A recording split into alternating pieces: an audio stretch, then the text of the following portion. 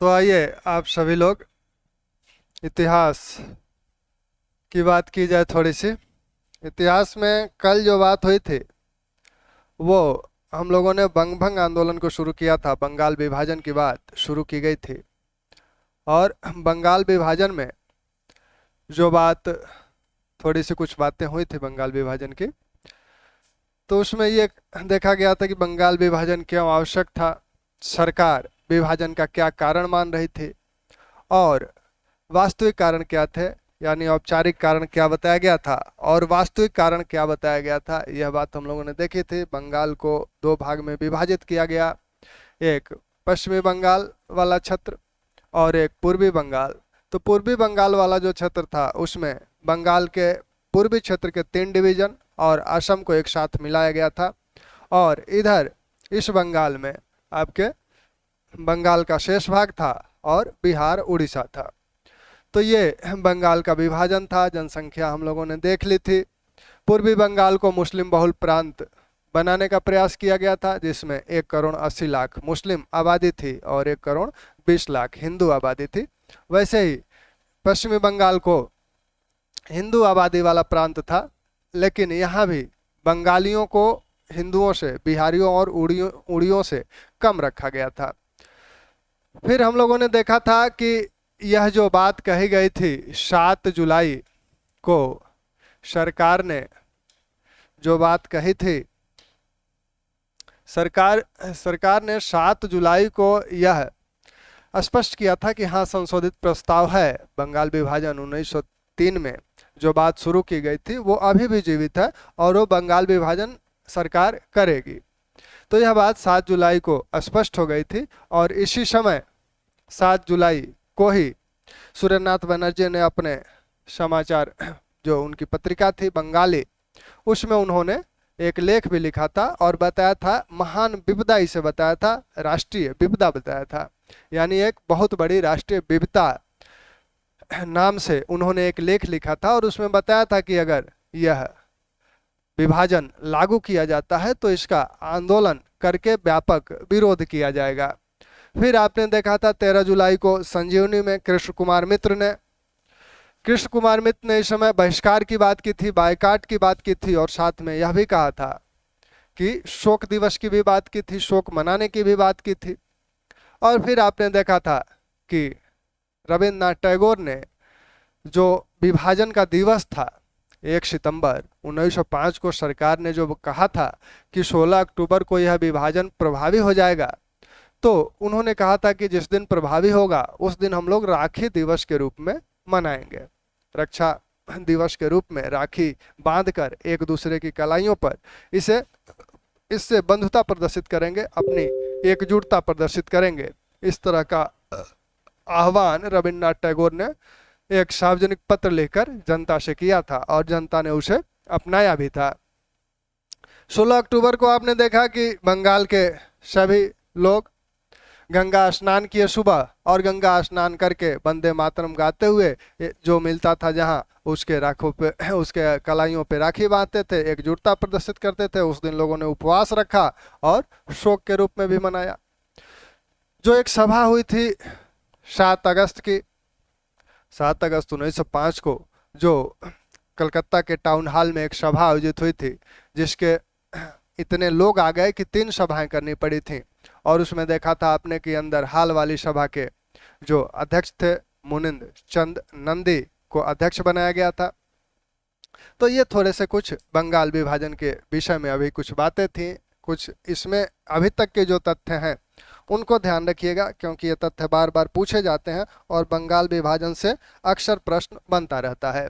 इसलिए बनता है क्योंकि यहाँ देखिए, प्रश्न बनने का भी यहाँ भी एक कारण है। हालांकि पूरे राष्ट्रीय आंदोलन महत्वपूर्ण है, राष्ट्रीय आंदोलन का एक एक दिन महत्वपूर्ण है, लेकिन यह आपका टर्निंग पॉइंट साबित हो रहा है राष्ट्रीय आंदोलन में। अभी तक जो आंदोलन चल रहा था वो वार्षिक सम्मेलनों तक सीमित था और यह जो आंदोलन चल रहा है अब वो आंदोलन का रूप धारण कर लिया। सम्मेलन से सिर्फ सम्मेलन पर ही निर्भरता नहीं है, बल्कि यह आंदोलन बहिष्कार की बात करता है और यहीं पर सत्याग्रह की बात की जाने लगती है। 1905 बनारस अधिवेशन 1905 में कांग्रेस का बनारस अधिवेशन हुआ और उसकी अध्यक्षता गोपाल कृष्ण गोखले ने की, और गोखले इसके अध्यक्ष थे। इसी में बहिष्कार जो अपनाया गया था बंगाल में, इसका समर्थन किया गया, और इस प्रस्ताव को रखा था मदन मोहन मालवीय ने, और इसका समर्थन किया था लाला लाजपत राय ने। लाला लाजपत राय ने इसी बनारस अधिवेशन में पहली बार कांग्रेस के मंच से सत्याग्रह की बात जो की गई थी वो लाला लाजपत राय द्वारा की गई थी। इसी बनारस अधिवेशन में वो भाषण देते हुए सत्याग्रह की बात किए थे। 1905 की ये घटनाएं जो हम लोग देख रहे हैं। अब बहिष्कार किसका करना है, बायकॉट किसका करना है, तो जो दो धाराएं इसमें दिख रही हैं। एक जो उग्रपंथी धारा जिसे हम लोग कहते हैं, उस उग्रपंथी धारा में हम लोग देखते हैं कि अरविंद घोष हैं, तिलक हैं, बिपिन चंद्र पाल हैं, और उदारवादी जो राष्ट्रवादी हैं उसमें आपके दादा भाई नौरोजी, गोपाल कृष्ण गोखले, फिरोज शाह मेहता, ये लोग हैं, भूपेंद्र बसु जैसे लोग हैं। इन लोगों का मानना है कि बहिष्कार विदेशी वस्तुओं का किया जाए, यहीं तक सीमित रखा जाए। अरविंद घोष का मानना है कि बहिष्कार ये हर स्तर पे होना चाहिए। जो अवैतनिक पद पे लोग हैं वो भी इस्तीफा दें, जो विधान परिषदों में सदस्य हैं वो भी इस्तीफा दें, यानी हर स्तर पे बहिष्कार की वो बात करते हैं। मुख्यतः इस बहिष्कार में, इस पूरे आंदोलन में जो सबसे लोकप्रिय रहा वो था विदेशी वस्तुओं का बहिष्कार। विदेशी वस्तुओं का बहिष्कार। तो विदेशी वस्तुओं में आपके जो भी वस्तुएं थीं जो जनता उपयोग में करती थी, जैसे नमक भी था, नमक भी आता था, कपड़े थे और विभिन्न प्रकार की अन्य वस्तुएं थी, उन सब का बहिष्कार यहाँ किया गया। और जो विदेशी वस्तुओं की दुकानें थीं जहाँ से उनकी बिक्री की जाती थी, वहाँ पर पैकेटिंग भी की गई, धरना भी दिया गया, और धरना देने में विद्यार्थी सबसे आगे थे, महिलाएं भी। यही आंदोलन है जिसमें महिलाएं घर से निकलती हैं, तो इसमें महिलाओं की भी भूमिका देखी गई कि महिलाएं इस आंदोलन में घर से निकली, धरना वगैरह देने का कार्य महिलाओं ने किया था। विद्यार्थियों का बहुत महत्वपूर्ण योगदान रहा है इस आंदोलन में। आपने बहिष्कार में देखा कि वारिशाल के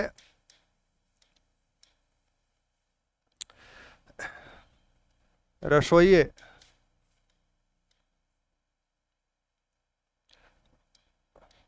उन घरों में भोजन बनाने से मना कर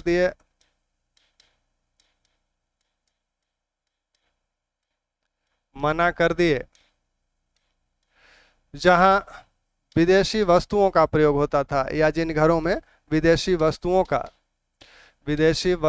प्रयोग होता था।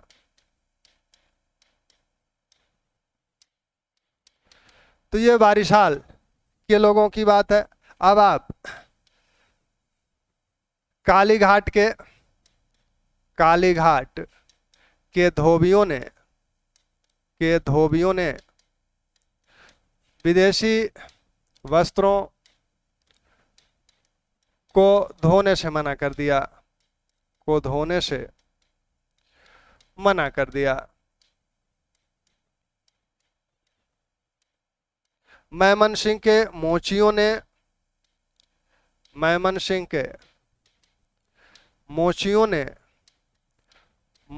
ने विदेशी जूतों के मरम्मत से मना कर दिया।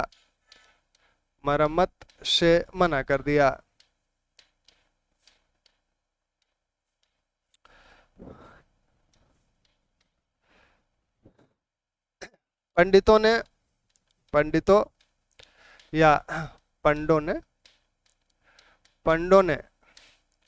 विदेशी चीनी से बनी मिठाइयों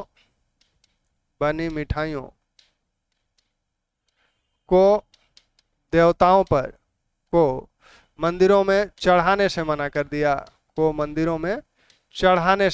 दिया।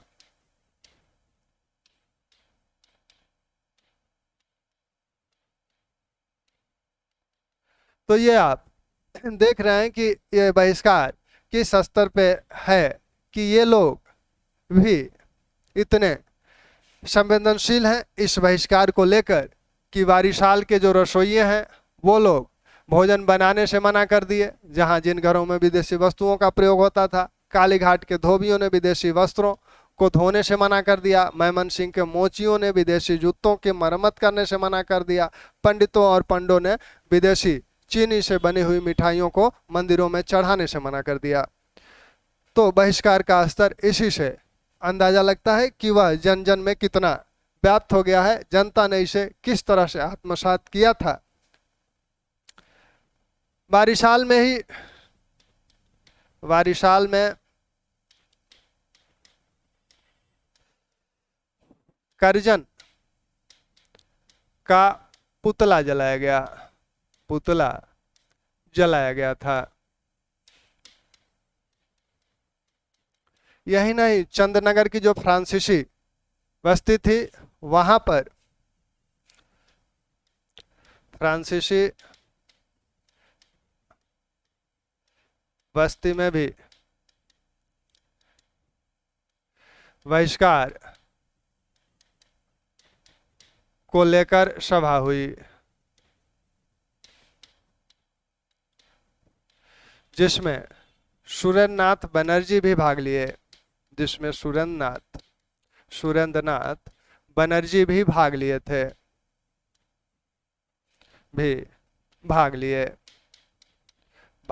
लिए।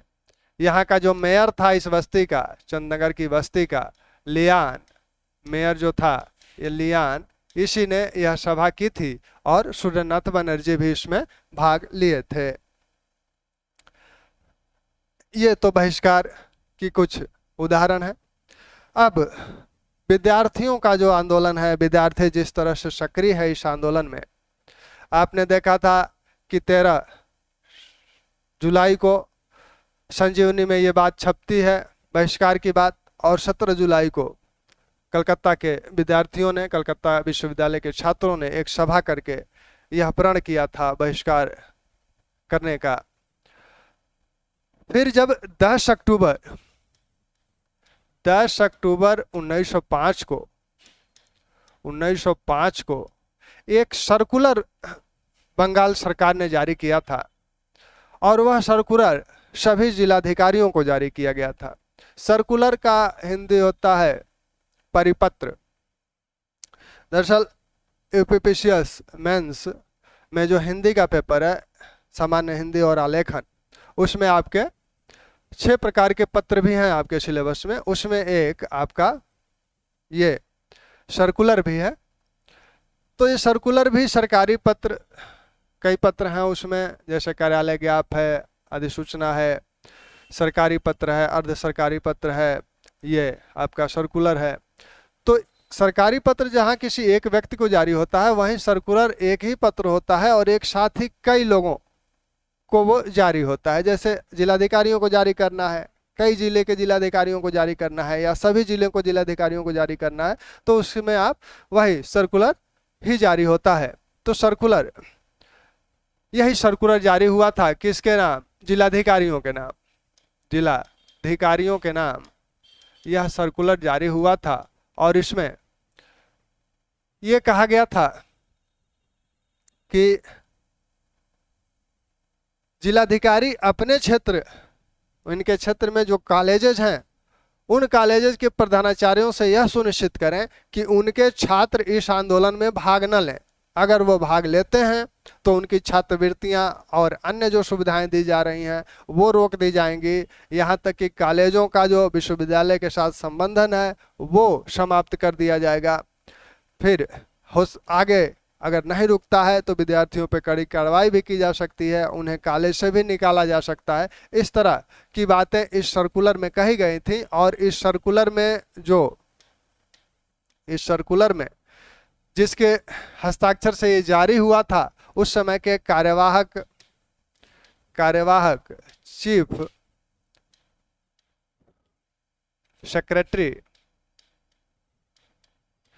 सेक्रेटरी उस समय के जो कार्यवाहक थे, कार्लाइल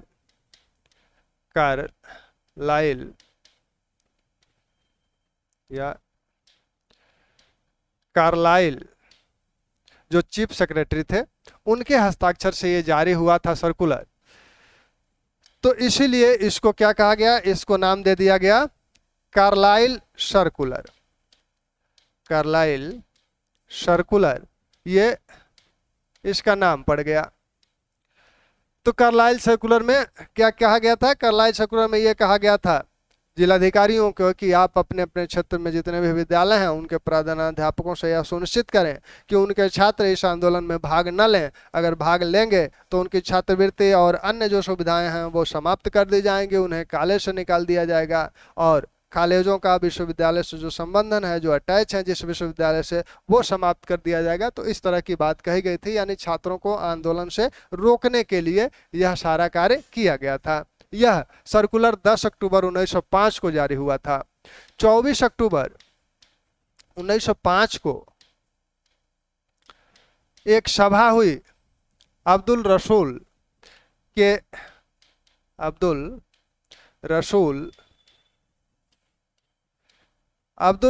के सभापतित्व में एक सभा हुई उनकी अध्यक्षता में, जिसमें बिपिन चंद्र पाल भी शामिल हुए। और इस सभा में स्वाधीन राष्ट्रीय शिक्षा की बात की गई।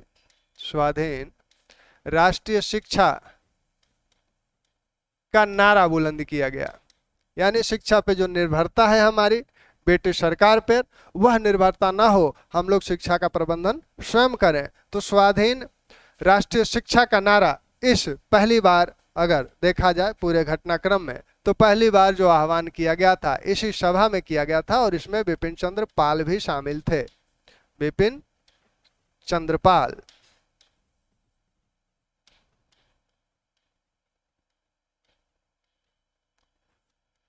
ठीक, तो ये सभा में स्वाधीन राष्ट्रीय शिक्षा की यानी स्वतंत्र राष्ट्रीय शिक्षा की बात की जाने लगी। अब यह सभा आपकी 24 अक्टूबर को होती है। 27 अक्टूबर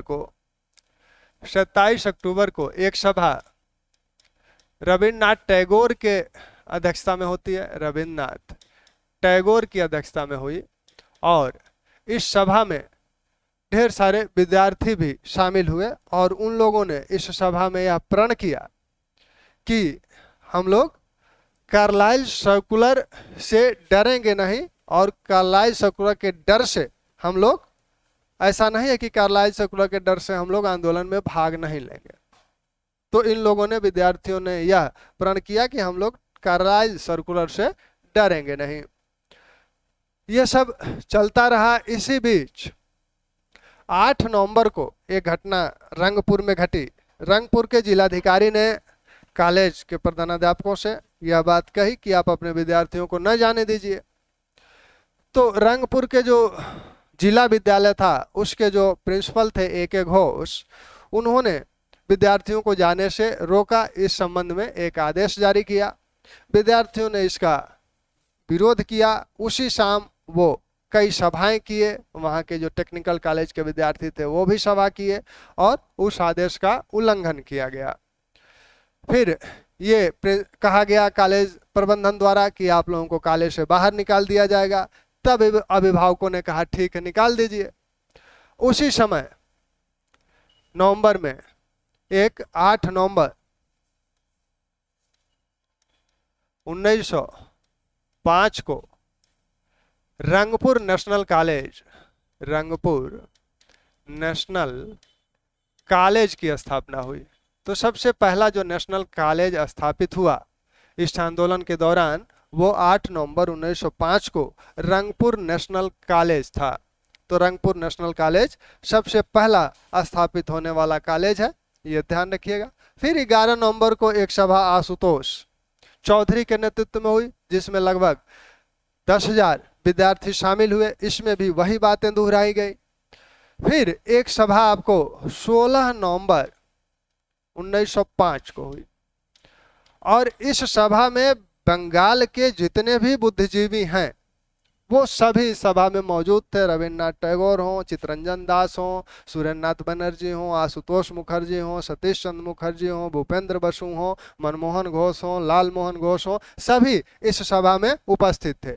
एक ऐसी सभा जिसमें इतने सारे बुद्धिजीवी एक साथ उपस्थित हो, पहली ये सभा थी। और इसी सभा में यह तय किया गया कि एक राष्ट्रीय शिक्षा समिति बने। एक राष्ट्रीय शिक्षा समिति बनाने की बात इसी सभा में तय की गई। वह क्या करेगी? साहित्य, विज्ञान और तकनीक संबंधी शिक्षा का प्रबंधन करेगी। और वो शिक्षा कैसे दी जाएगी? कॉलेजों आदि की स्थापना, उनके प्रबंधन, उनके पाठ्यक्रम आदि को निर्धारित करने का काम यह समिति करेगी। तो इस 16 नवंबर 1905 वाली सभा में राष्ट्रीय शिक्षा समिति की बात की गई। राष्ट्रीय शिक्षा समिति की बात की गई। 25 जुलाई 1906 को Bengal technical college, Bengal technical college की स्थापना हुई। और 14 अगस्त 1906 को national Bengal college, national Bengal college की स्थापना हुई। तो नेशनल कॉलेज की स्थापना आपकी 14 अगस्त को ही। इसके पहले ही यह जो आपका टेक्निकल कॉलेज था यह स्थापित हो गया था। तो एक तरह से यह अब प्रक्रिया शुरू हो गई। और इसी 14 अगस्त के बाद राष्ट्रीय शिक्षा समिति का विघटन गुरुदास मुखर्जी के नेतृत्व में, गुरुदास मुखर्जी के नेतृत्व में राष्ट्रीय शिक्षा समिति का गठन कर दिया गया 1906 में ही, अगस्त में ही। तो ये शिक्षा संबंधी कुछ अन्य तथ्य आपके साथ हैं, जिसमें से एक एंटी सर्कुलर कमेटी की बात थी। एंटी सर्कुलर कमेटी यानी वही जो कार्लाइल सर्कुलर है, इसका विरोध करने के लिए छात्रों ने एक एंटी सर्कुलर कमेटी का गठन किया। सचिंद्र प्रसाद बसु के नेतृत्व में यह कमेटी स्थापित की गई। तो एंटी सर्कुलर कमेटी जो बनी, ये आपकी सचिंद्र प्रसाद बसु के नेतृत्व में बनी।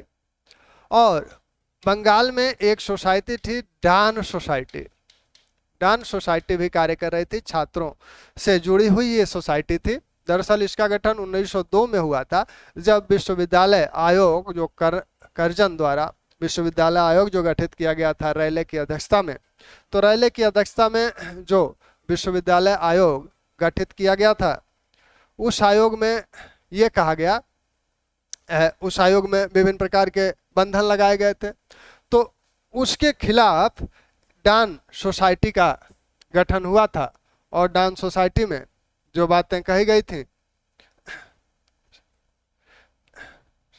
डान सोसाइटी में जो बातें कही गई थी, वो क्या बातें कही गई थी? कि यह विश्वविद्यालय शिक्षा के पूरक शिक्षा के रूप में कार्य करेगा। विश्वविद्यालय शिक्षा के पूरक शिक्षा के रूप में यह कार्य करेगा। यानी विश्वविद्यालय में जिस प्रकार की शिक्षा विद्यार्थियों को नहीं दी जाती है, उस तरह की शिक्षा देने का कार्य हम लोग करेंगे। अब वो क्या नहीं दिया जाता था?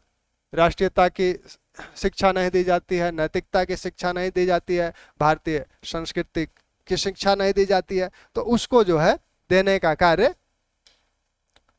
यहाँ डान सोसाइटी कर रही है। यानी डान सोसाइटी का मुख्य उद्देश्य क्या है?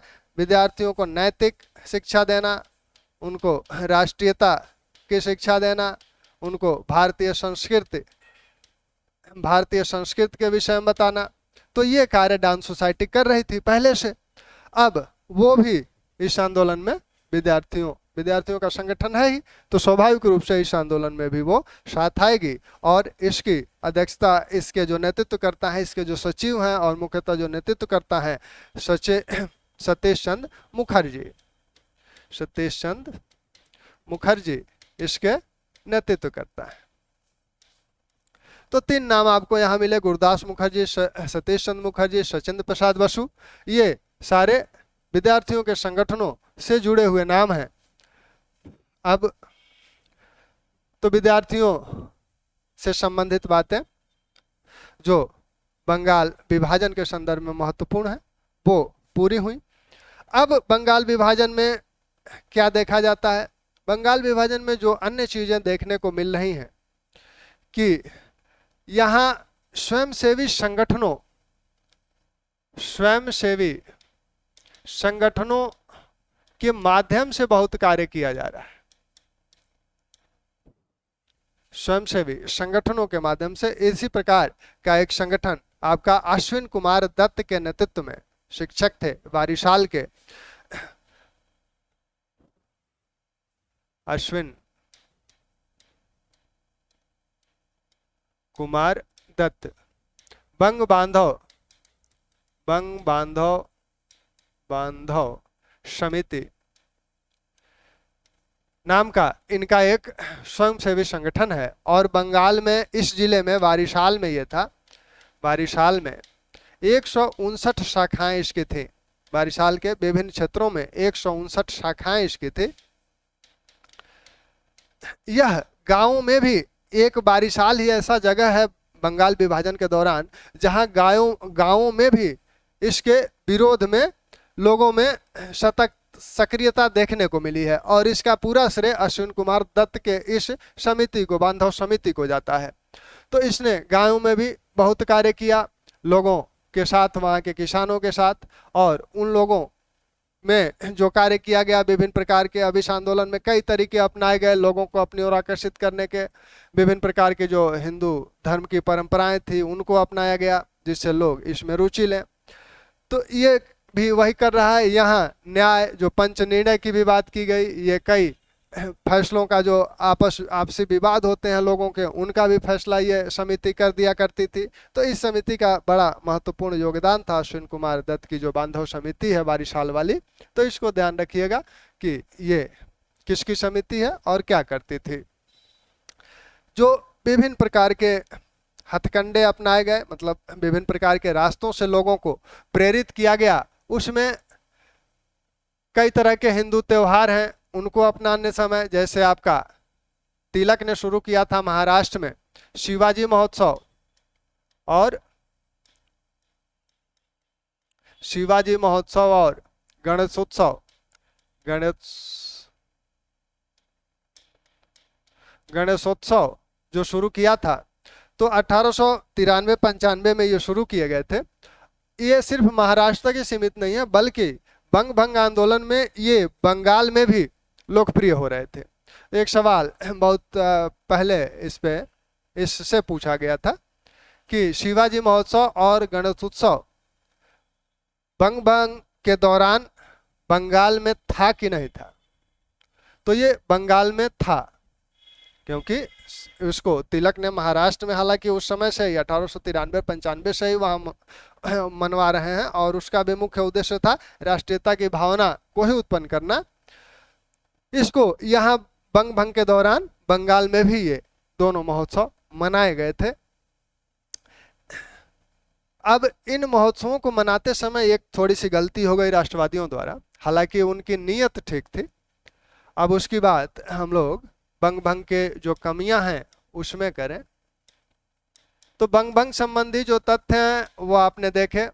आंदोलन किस दिशा में जा रहा है, आंदोलन ने अपना उद्देश्य नहीं पूरा किया। पहला कमी इसकी यही है कि आंदोलन ने अपना उद्देश्य नहीं पूरा किया। तो एक तो उद्देश्य नहीं पूरा हुआ। उद्देश्य क्या था? उद्देश्य था बंगाल विभाजन को रद्द करना, उद्देश्य नहीं पूरा हुआ। साथ में यह मध्यम वर्ग का आंदोलन बन के रह गया, मध्यम वर्ग का आंदोलन बन के रह गया। विशेषकर गांवों के गरीब किसानों को यह नहीं जोड़ पाया। तो किसानों को यह नहीं जोड़ पाया है, एक कमी इसकी ये है। दूसरी कमी, कुछ हिंदू प्रतीक अपनाए गए जिससे बाद में जिसकी बाद में सरकार द्वारा सांप्रदायिक व्याख्या की गई, सरकार द्वारा सांप्रदायिक व्याख्या की गई, सांप्रदायिक व्याख्या की गई। तो ये कुछ कमियां थे उसकी। सरकार द्वारा सांप्रदायिक व्याख्या किस रूप में की गई? क्योंकि ये हिंदू त्योहार जैसे गणेश उत्सव है या शिवाजी उत्सव है, तो शिवाजी को अफजल खां की हत्या के संदर्भ में देखा जाता है। गणेश उत्सव मूल रूप से हिंदुओं का त्योहार है। तो मुस्लिम पहले से ही सरकार फूट डालो और राज करो की नीति अपनाना चाहती थी, वो अपना भी रही थी। पूर्वी बंगाल को एक मुस्लिम बहुल प्रांत इसीलिए बनाया गया था। तो वह मुसलमानों को भड़का रही है, भड़काने में यहाँ सफल हुई। और जैसा कि देखा जाता है 1907-8 में बंगाल में दंगे भी हुए। तो इसमें एक कमजोरी राष्ट्रवादियों को, हालांकि उनकी नीयत ठीक थी, वो यहाँ तक नहीं सोचे कि इनकी सांप्रदायिक व्याख्या की जा सकती है और आंदोलन के विरोध में यह बात जा सकती है। अगर ऐसा वो सोचे होते तो संभवतः नहीं किए होते, लेकिन वो यहाँ नहीं सोच पाए इस चीज को और विरोधियों ने इसका लाभ उठा लिया।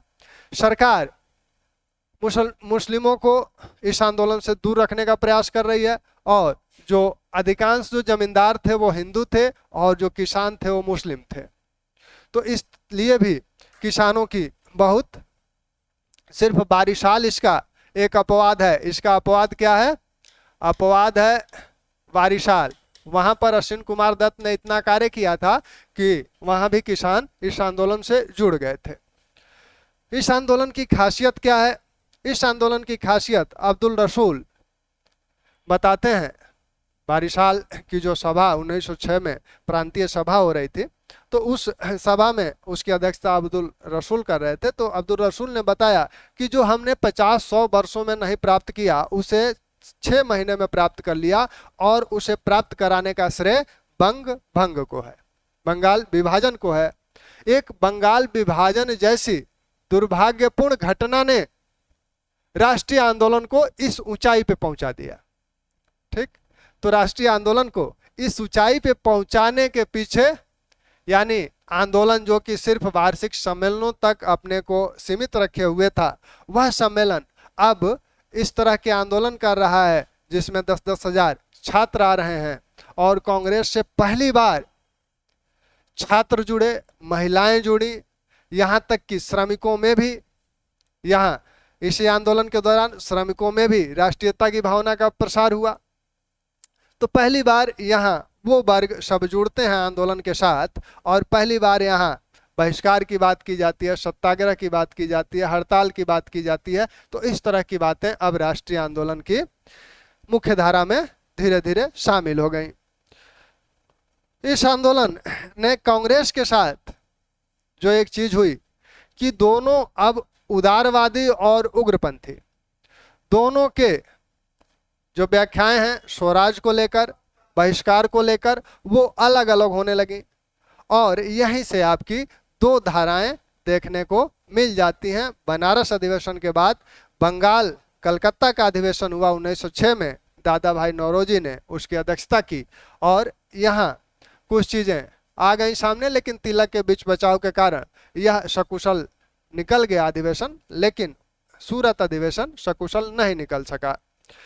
तो बंगाल विभाजन के जो तथ्य हैं उन तथ्यों को आप कैसे ध्यान रखेंगे और जो जो तथ्य ध्यान रखने के लायक हैं उन सब की चर्चा हो गई है। तो ढंग से एक बार लेक्चर को सुन लें। पिछला लेक्चर भी बंगाल विभाजन के 2 पार्ट्स हैं, तो ये सेकंड पार्ट है। फर्स्ट पार्ट को भी सुन लें, उसके बाद सेकंड पार्ट को सुन लें। एक तथ्य और आपके सामने है जो कि कल ही होना चाहिए था। यह आंदोलन कहां कहां फैला है और कहां कहां कौन से लोग इसका नेतृत्व कर रहे हैं। तो बंगाल में इतने सारे लोग नेतृत्व कर रहे हैं, आप देख ही रहे हैं। अन्य जगह जो नेतृत्व कर रहे हैं, जैसे ये पश्चिमी उत्तर प्रदेश और आपके पंजाब में भी फैला हुआ था, मुल्तान, रावलपिंडी, हरिद्वार। यहाँ उत्तर भारत में इन स्थानों पे इस आंदोलन को लेकर बड़ी सरगर्मी दिखी। तो पंजाब में अजीत सिंह है,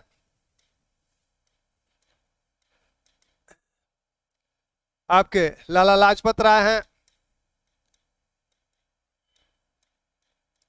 गंगाराम है, श्रद्धाराम है, श्रद्धा। ये रावलपिंडी में सक्रियता, उत्तर भारत में रावलपिंडी, हरिद्वार, मुल्तान में सक्रियता देखी गई। तमिलनाडु में चिदम्बरम पिल्ले, पी आनंद चार्लू नायर, इन लोगों के माध्यम से सुब्रमण्यम अय्यर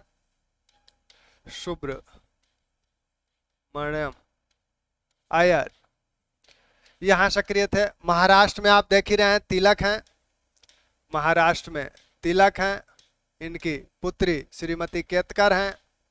एक और महिला जोशी, एबी जोशी थी। तो ये महाराष्ट्र में ये लोग सक्रिय हैं। ऐसे ही दिल्ली में हैदर रजा, दिल्ली में जिनके नेतृत्व में आंदोलन चल रहा है, हैदर रजा। तो ये नाम बार बार पूछा जाता है, तो थोड़ा सा ध्यान रखिएगा। और तमिलनाडु के ये नाम पूछे जा सकते हैं, तो इन तमिलनाडु के नामों का ध्यान रखिएगा। पंजाब वाले नाम तो आप देख ही रहे हैं, जानते ही हैं। ये जो तमिलनाडु वाले नाम है, यही तमिलनाडु में यह आंदोलन बहुत सक्रिय होगा। एक सवाल आपसे थोड़ा सा बहुत अंदर जाके पूछना चाहें तो पूछ सकते हैं, हालांकि ये नहीं पूछेंगे, वो यूपीएससी ही कभी पूछेगा। तो वो ये कि यहाँ पर बिपिन चंद्र पाल ने भाषण दिया था। बिपिन चंद्र पाल के भाषणों ने यहाँ बहुत सरगर्मी दिखाई थी। ठीक, तो ये बंग भंग संबंधी बातें हैं। अन्य जो बातें अभी इसके बाद जो बातें होनी है वो होनी है आपकी किससे संबंधित, वही फिर बनारस अधिवेशन, कलकत्ता अधिवेशन और सूरत विभाजन। तो एक चरण आपका राष्ट्रीय आंदोलन का यहाँ समाप्त हो जाएगा। ठीक, धन्यवाद।